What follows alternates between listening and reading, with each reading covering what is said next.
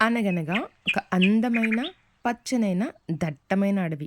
అందులో కొన్ని రకాల జంతువులు చాలా కాలంగా స్నేహితంగా నివసిస్తూ ఉండేవి. అన్నీ కలిసి సరదాగా ఆడుకునేవి. అందులో ఆకతాయిదైనది మన చిట్టి కుందేలు. అమాయకమైనది మన బుజ్జి తాబేలు. నెమ్మదిగా నడిచి అమాయకపు స్వభావం ఉన్న తాబేలు అంటే కుందేలుకు ఎప్పుడూ వెటకారమే. నువ్వు నీ నెత్త నడక ఎప్పుడు కుచ్ కుచ్ కుచ్ అంటూ చిన్నగా నడుస్తూ ఉంటావు. నాలాగా నువ్వు చెంగు చెంగుమంటూ పరిగెత్తగలవా అంటూ తాబేలును హేళన చేసేది మన కుందేలు.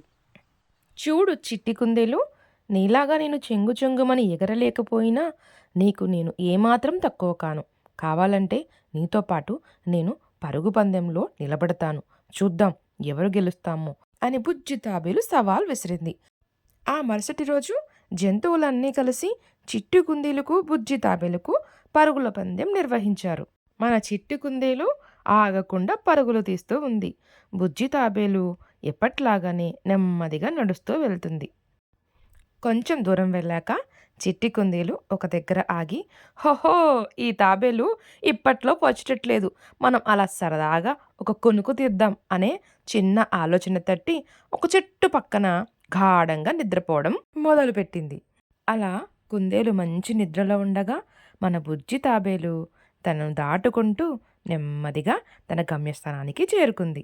అక్కడ అన్ని జంతువులు తాబేలు మొదటిగా రావడాన్ని చూసి చాలా గొప్పగా తాబేలును పొగిడారు. గాఢ నిద్రలో నుంచి ఒక్కసారిగా మెలకువ వచ్చి చిట్టి కుందేలు, అయ్యో నేను ఇంకా ఇక్కడే ఉన్నాను, ఆ తాబేలు వచ్చేలాగా ఎలాగైనా గమ్యస్థానాన్ని చేరుకోవాలి అంటూ పరుగు పరుగున బయలుదేరింది. కానీ అప్పటికే మన బుజ్జి కుందేలు ప్రశంసలతో మునిగి తేలుతుంది. అయ్యో ఎంత తప్పు చేశాను అని చిట్టి కుందేలు బాధపడుతూ కూర్చుంది. కథ యొక్క నీతి: వేగం మాత్రమే కాదు, స్థిరత్వం కూడా చాలా ముఖ్యం.